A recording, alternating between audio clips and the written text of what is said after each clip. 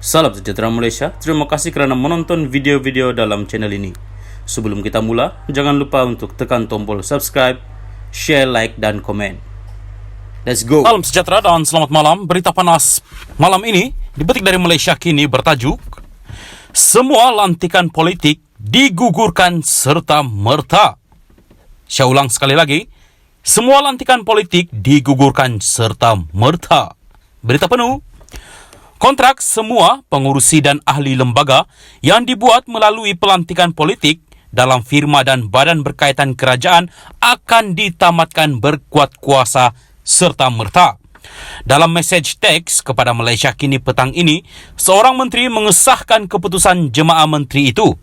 Benar, jawab menteri itu ringkas ketika diminta mengulas laporan sebuah portal yang memetik surat Ketua Setiausaha Negara Muhammad Zuki Ali berhubung perkara berkenaan. Surat itu menyatakan bahawa Kabinet membuat keputusan tersebut semasa mesyuaratnya semalam.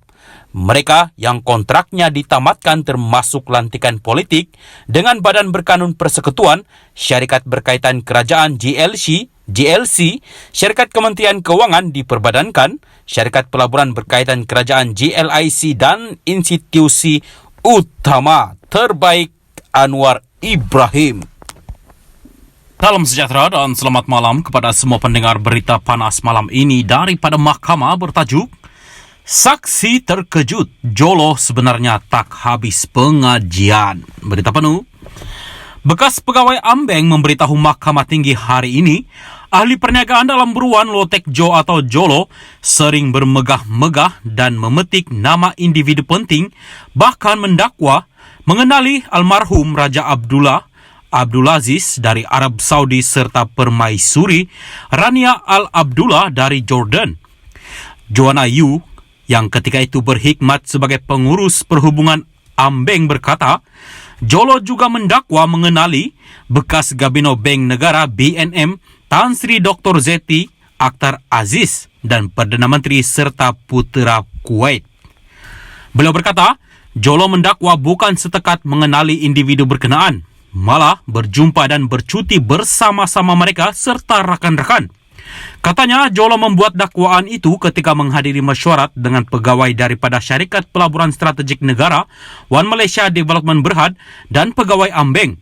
Malah Joanna berkata, ahli perniagaan itu mengaku beliau adalah lulusan ijazah sarjana muda daripada Universiti Perniagaan tertua di dunia, iaitu Wharton School, University of Pennsylvania. Bagaimanapun, saksi ke-41 pendakwaan itu kelihatan terkejut apabila peguam bela Tan Sri Muhammad Syafiee Abdullah mendedahkan bahawa Jolo sebenarnya tidak menghabiskan pengajian di universiti berkenaan.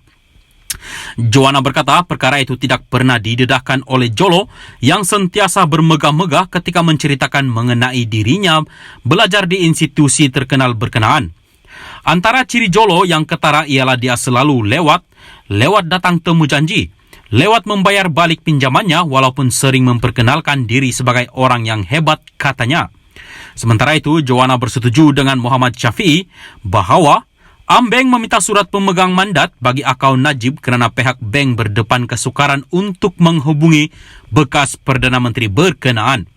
Katanya, beliau tidak mempunyai akses terus kepada Najib ketika dirujuk dengan surat mandat pada Mac 2011 yang menamakan Ketua Pegawai Pelaburan 1MDB ketika itu, Nik Faizal Arif Kamil, sebagai pemegang mandat akaun berakhir 481 dan 694 milik Najib.